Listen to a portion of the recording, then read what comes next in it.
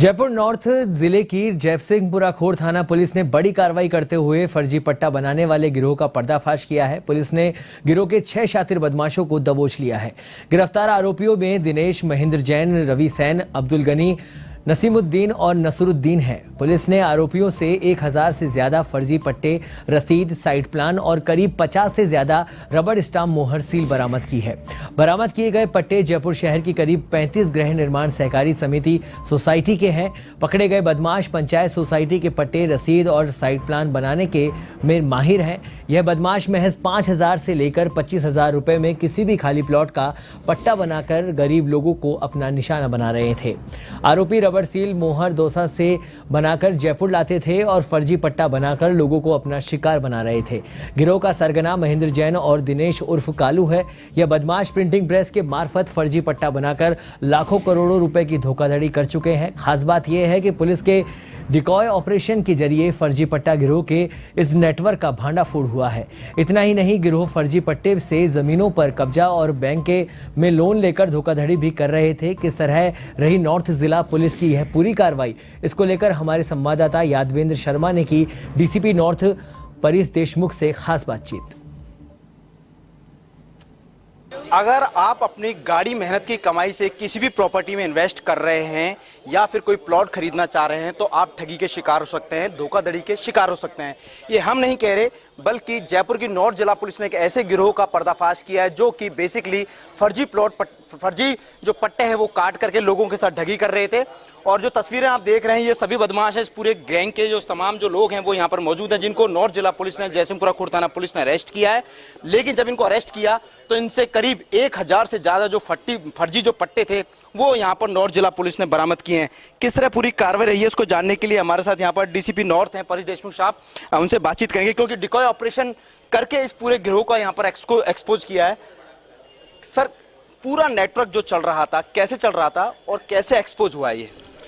देखिए, ये गोपनीय सूचना हमारे थाने पर मिली थी, जिसके आधार पर एक डिकॉय ऑपरेशन प्लान किया गया। बाकायदा एक डिकॉय के रूप में एक हमारे सिपाही को भेजकर ये पट्टे खरीदवाए गए और उसके बाद फिर मुख्य सरगना को गिरफ्तार करते हुए उसकी गंभीरता से पूछताछ की गई, जिसमें गैंग की परत दर परत खुली और इसी का नतीजा रहा कि अब तक 1000 से ज़्यादा पट्टे, 45 से ज़्यादा सील, जो कि लगभग 34 सोसाइटियाँ हैं, और इसी के साथ साथ 6 इनके जो मुख्य मेंबर है उसमें सील बनाने वाले, इसकी कंप्यूटर पे डिज़ाइन करने वाले, प्रिंटिंग प्रेस में प्रिंट करने वाले, और जो 3-4 लोग हैं जो इसको आगे बेचने में जिनकी भूमिका है, ऐसे सभी लोगों को इसमें गिरफ्तार किया गया। गैंग के अन्य सदस्य भी हैं जिनकी गिरफ्तारी के प्रयास भी जारी है।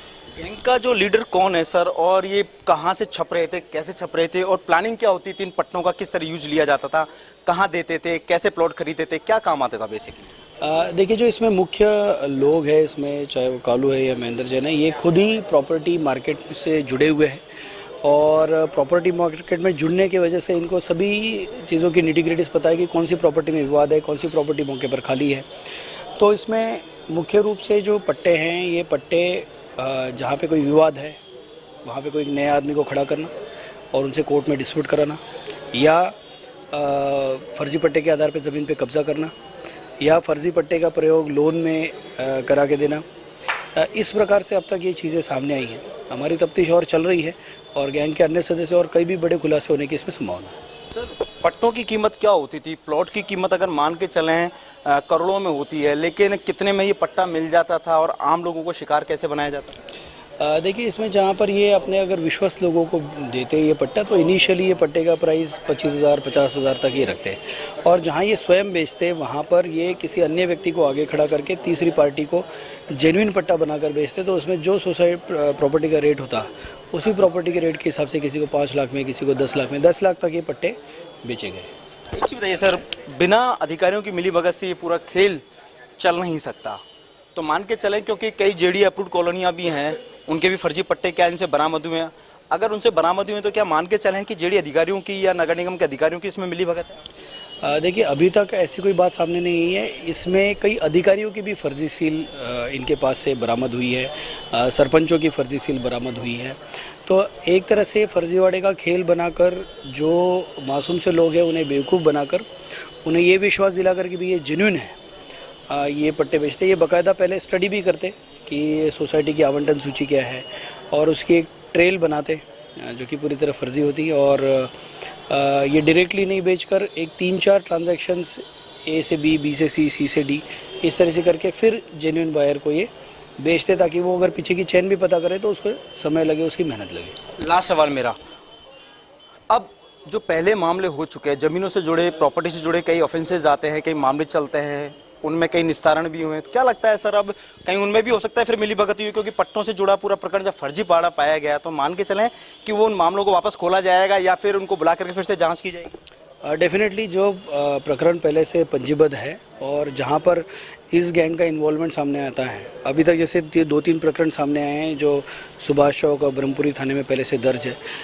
उन प्रकरणों को अभी इस नई रिकवरी के प्रकाश में पुनः रिओपन करके उसमें नई सिरे से तफ्तीश की जाएगी और दोषियों के खिलाफ कार्रवाई की जाएगी। तो ये थे परेश देशमुख साहब जो बता रहे थे कि कुछ जो मामले जिनका निस्तारण हो चुका है उनको पुनः उन मामलों को खोला जाएगा और उनकी जांच पड़ताल की जाएगी, लेकिन निश्चित तौर पे एक बड़ा जो गैंग है वो जयपुर शहर के अंदर संचालित था और गरीब लोगों को ये जो गैंग है अपना निशाना बना रहा था। और तस्वीरें आप देखेंगे, ये फर्जी पट्टे जो हैं इनको महज 500 रुपये वर्गज के हिसाब से लेकर के 1500 रुपये वर्गज के हिसाब से इन पट्टों का यहाँ पर सौदा किया जाता था, गरीब लोगों को निशाना बनाया जाता।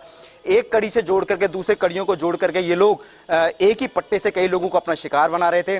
महेंद्र जो है और कालू जो है वो इस गिरोह का सरगना है बेसिकली, और चूंकि जो सील जो थी, जो सीलें यहाँ बरामद हुई है, ये सीलें बेसिकली दौसा से मंगाई जाती थी और साथ में प्रिंटिंग प्रेस के मार्फत यहाँ पर इन पट्टों का यहाँ पर उनको तैयार कराया जाता था और लोगों को बांटा जाता था। हालांकि इस पूरे गैंग से यहाँ पर जो नॉर्थ जिला पुलिस है जो पूछताछ कर रही है, पूछताछ के बाद में पता चलेगा कि इनके गिरोह में और कौन कौन लोग शामिल हैं। लेकिन फिर भी हम ये कहना चाहेंगे, अगर आप किसी भी प्रॉपर्टी में इन्वेस्ट कर रहे हैं या कोई खरीदने जा रहे हैं तो निश्चित तौर पर आप उसका सोच समझ करके उसको खरीदिएगा, उसका पता लगाइएगा और उसके बाद उसमें इन्वेस्ट कीजिएगा। कैमरा पर्सन सुनील के साथ Yadvindra Sharma, A1 TV news, Jaipur.